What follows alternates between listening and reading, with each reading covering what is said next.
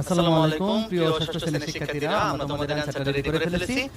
তোমরা এই ভিডিও থেকে পার্ট 1 মানে অধিকাংশ উত্তরে পেয়ে যাবা, আর অল্প একটু বাকি আছে, এটা তোমাদেরকে তোমরা এতটুকু লিখতে লিখতে আমি বাকিটুকু তোমাদেরকে দিয়ে দিচ্ছি। ওকে, তো তোমরা দ্রুত এটুকু লিখে ফেলো। দেখো আমাদের প্রজেক্টের নাম ছিল কি, যে দায়িত্বশীল ভূমিকা আমি। এই প্রজেক্টের নাম এটা। তো কাজ ছিল আমাদের প্রথমে প্রশ্নমালা তৈরি করতে বলছিল প্রশ্নে। হ্যাঁ, তোমরা দেখবা কাজে আগে যে প্রশ্নমালা তৈরি করো। দেখো আমি তোমাদেরকে প্রশ্নমালা রেডি করে দিয়েছি। হ্যাঁ, ভৌগোলিক প্রেক্ষাপটে প্রশ্ন, আবার সামাজিক প্রেক্ষাপটে প্রশ্ন। ওকে, দেখো তোমাদের এখানে দুইটা টপিক দিয়েছিল, যে তোমার এই যে ভৌগোলিক প্রেক্ষাপটে প্রশ্ন লিখতে হবে, সামাজিক প্রেক্ষাপটে প্রশ্ন লিখতে হবে।